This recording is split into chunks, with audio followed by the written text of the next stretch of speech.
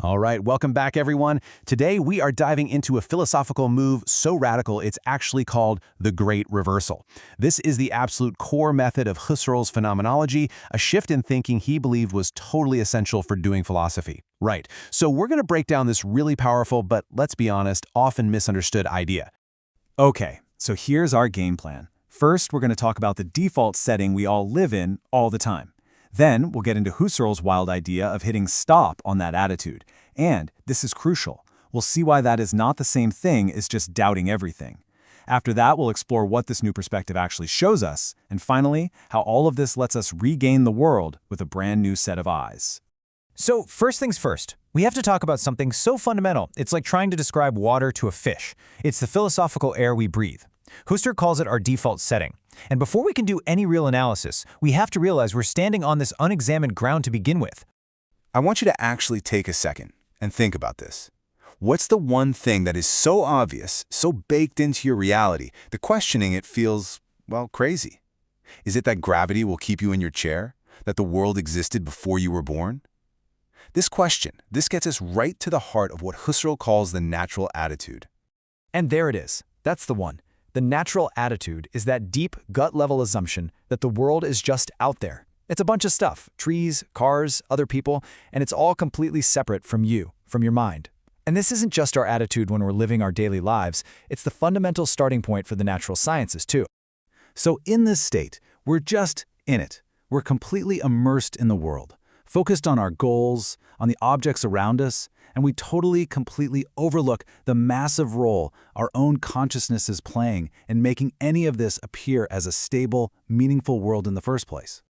Now look, this natural attitude is, pretty essential for getting through the day. But for a philosopher like Husserl, it was a gigantic problem, a roadblock, and it required a solution that was just as radical. And to get why it's a problem, we've got to quickly remember his teacher, Brentano. Brentano's big idea, was intentionality. Consciousness is always of something. You're not just thinking, you're thinking of a solution. You're not just seeing, you're seeing a tree. So here's the puzzle for Husserl. If our minds are always aimed at an object, how in the world can we ever step back and study the aiming itself?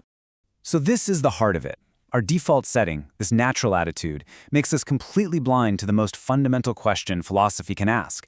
How does a world even show up for us at all?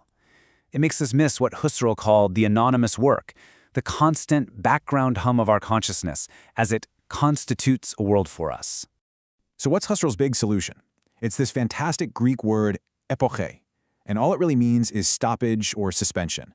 It's a deliberate act. It's the philosopher deciding to hit a pause button on that belief in an independent world, not because we doubt it's there, but so we can finally see something new.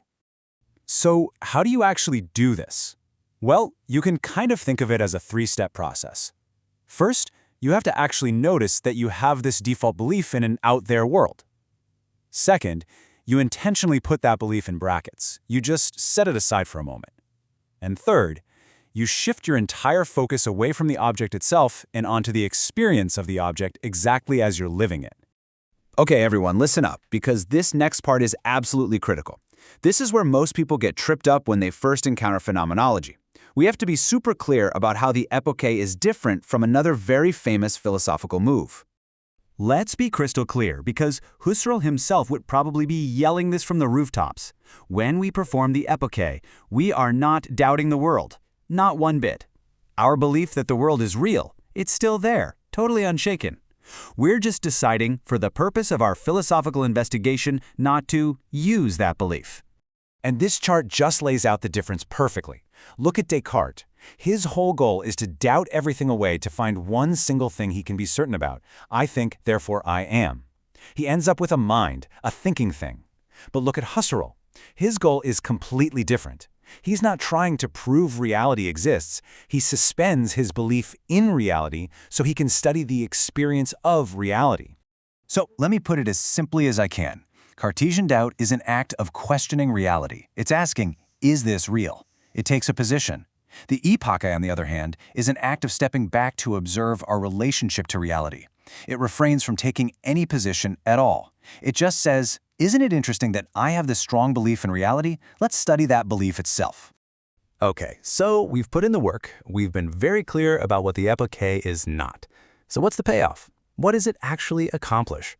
What new world does this whole bracketing thing open up for us? And the first thing to get, and Husserl is super emphatic about this, is that when we perform the epoche, we don't lose a single thing. The world doesn't vanish in a puff of smoke. In fact, it's the exact opposite. Our field of research, our philosophical playground, is about to get a whole lot bigger.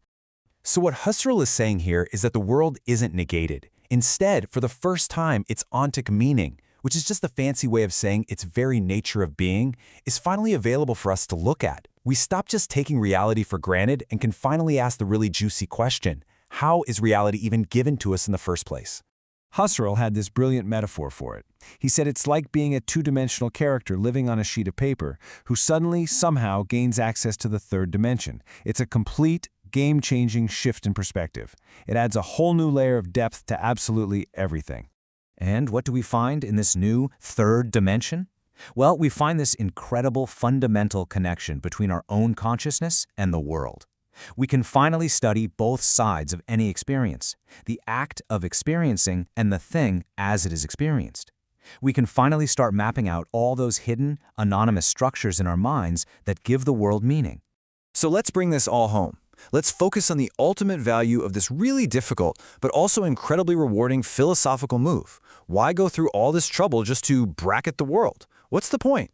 One of Husserl's greatest successors, Merleau-Ponty, he just nails the spirit of it right here. The point isn't to escape the world. It's to see it again, as if for the very first time. It lets us see the world not as some boring, brute fact, but as this absolute marvel, whose appearance to us is a deep and profound riddle. And that right there is the punchline. Phenomenology doesn't turn its back on the world. It frees us from our natural dogmatism, our naive belief that things are just out there. And in doing so, we finally get to see this incredible, inseparable relationship between consciousness and being. We regain the world, but this time we appreciate our own role in how it shows up. So, I'm going to leave you with this challenge. The epoche isn't just some abstract theory in a book. It's a practice. It's a new way of seeing. So the next time you're just looking at a cup of coffee or listening to a piece of music, just for a second, try to bracket it. Suspend the question of whether it's really there and ask instead, how is this appearing to me right now? What does this experience feel like? What you discover when you reverse the way you see the world, well, it might just change everything.